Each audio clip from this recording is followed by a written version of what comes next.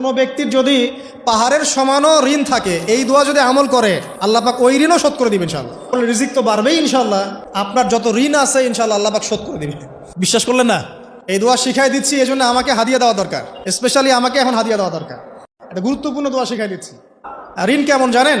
ওই যে এখন মানুষ ঋণ নিচ্ছে 1 কোটি টাকা ব্যাংক থেকে, 2 কোটি টাকা ব্যাংক থেকে, হ্যাঁ, কত বছর, 10 বছরের জন্য, 20 বছরের জন্য বাড়ি করছে, তাই না? তার ধারণা এমন যে সে মারা গেলে তার ঋণটা কেউ না কেউ শোধ করে দিবেই দিবে, তাই তো?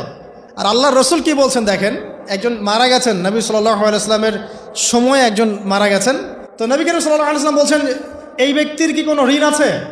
একজন সাহাবী বলেন, হ্যাঁ ইয়া রাসূলুল্লাহ, তো ঋণ আছে। নবীজি বললেন, তোমরা ওর জানাজা পড়ো, আমাকে ডেকো না, তোমরা ওর জানাজা পড়ে নাও, আমি জানাজা পড়তে চাচ্ছি না। আমি এখন কেমন করে আপনাকে বুঝাবো ঋণ কত ভয়ঙ্কর জিনিস? আপনি যে ব্যাংক থেকে 3-4 কোটি টাকার লোন নিয়ে রাখছেন, লাখ লাখ টাকা লোন নিয়ে বসে আছেন, দিব্যি সুখে বসে আছেন, এমন চিন্তায় যে আপনার মৌত হবে না। আর নবী সাল্লাল্লাহু আলাইহি ওয়াসাল্লাম সময়ে একজন মারা যাচ্ছেন, তিনি বলছেন তোমরা জানাজা পড়ে নাও, আমি জানাজা পড়তে চাচ্ছি না। মানে ঋণগ্রস্ত ব্যক্তি জানাজাও তিনি পড়তেন না। তারপরে একজন এসে বললেন, ইয়া রাসূলুল্লাহ, আমি তার ঋণ শোধ করে দিব, তার যা ঋণ আছে আমি শোধ করে দিব।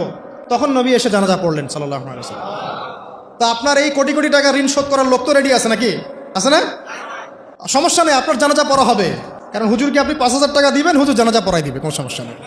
তারপরে আপনার মিলাদও হবে, আপনার একটা বড়সড় দোয়াও হবে ইনশাআল্লাহ। কিন্তু আল্লাহ পাক বলেছেন যে শহীদ, আল্লাহর পথে যুদ্ধ করে শহীদ হয়েছে, এই ব্যক্তির আত্মাও ঝুলে থাকে যতক্ষণ পর্যন্ত না তার ঋণটা শোধ করা হয়। এবার বলেন আমি কি বুঝাবো আপনাকে? আর কিছু বলতে হবে? তো এখন সেই দোয়া শিখাচ্ছি আপনাদেরকে, যে দোয়া শিখলে আপনারা ঋণ থেকে বাঁচবেন ইনশাআল্লাহ। কত দিবেন বলেন? হ্যাঁ, এই তো, শুকরিয়া। দোয়া করবেন যেন আল্লাহ পাকের দিনটাকে আল্লাহর জমিনে প্রতিষ্ঠা করতে পারি।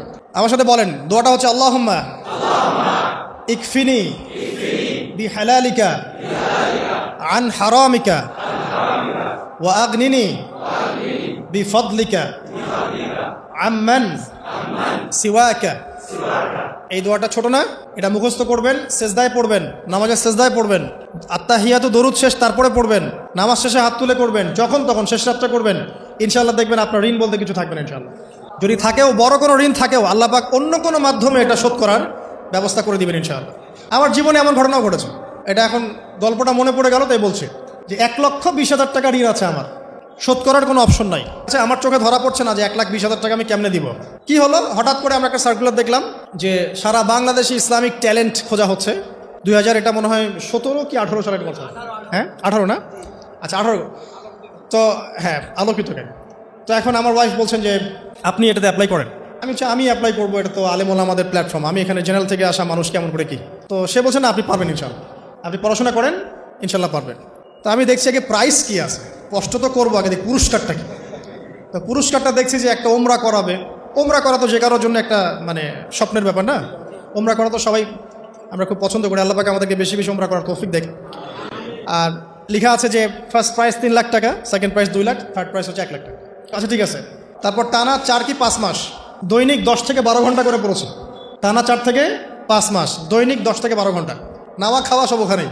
আর যতটা সহজ মনে করছেন, আসলে কিন্তু প্রতিযোগিতা অত সহজ নয়। আসলে যে কোনো জায়গা থেকে প্রশ্ন আসতে পারে, আকিদা, সিরাত, ইতিহাস, এটা ওইটা, অনেক টপিক, প্রায় 36টা বিভাগ আছে। তো আলহামদুলিল্লাহ কিভাবে জানি আস্তে আস্তে উঠতে পারলাম। গিয়ে দেখলাম যে হ্যাঁ, টিভি রাউন্ডে চলে গেছি।